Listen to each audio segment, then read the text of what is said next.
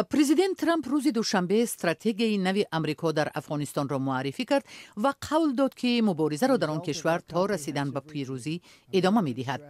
ترامپ که در یک پایگاه نظامی در نزدیکی واشنگتن صحبت می کرد گفت افغانستان نباید به پایگاه امنی گروه‌های تندرو تبدیل شود که هدف حمله به آمریکا را پیگیری می کنند. I concluded that the security threats we face in Afghanistan and the broader region من به این خلاصه رسیدم خطری که ما در افغانستان و منطقه روبرو هستیم خطری عظیم است. امروز 20 سازمانی که ما تروریستی اعلام کرده ایم در افغانستان و پاکستان فعالند. نظر به هر منطقه دیگر جهان آنها در اینجا متمرکز شدند.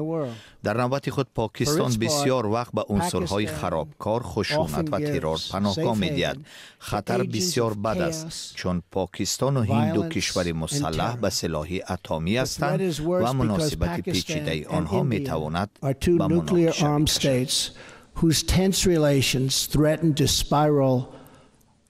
رئیس جمهوری آمریکا اسلام آباد را هشدار داد و گفت این رفتار پاکستان را که به گروه‌های تندروی مثل طالبان پناهگاه می‌دهد دیگر تحمل نخواهد کرد.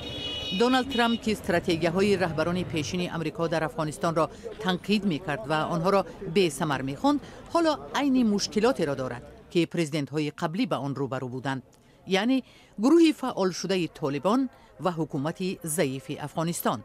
ترامپ گفت که بر پایه استراتژی نو آمریکا وابسته به شرایط در افغانستان عمل می‌کند. در این مبارزه بار سنگین همچنان بر دوش مردم خوب افغانستان و نیروهای مسلح دلیر آنها خواهد بود. آن گونه که رئیس جمهوری افغانستان به ما وعده داده است، ما با شرکت در رشد اقتصادی افغانستان می توانیم خرج این جنگ را برای خود کمتر کنیم.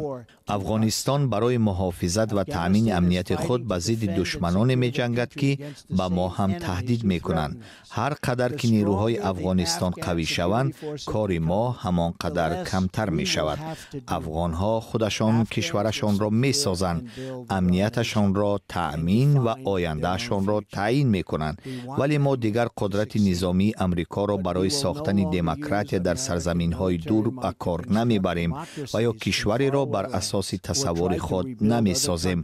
آن روزها به پایان رسیدند.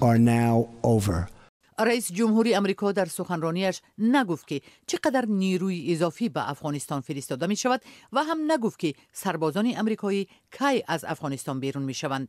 او همزمان از پاکستان و هند و کشورهای عضو ناتو درخواست کرد که به افغانستان بیشتر کمک کنند.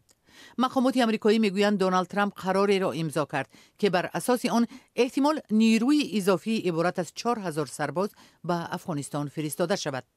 تعداد سربازان ایالات متحده در افغانستان فعلا 8400 نفر گفته می شود.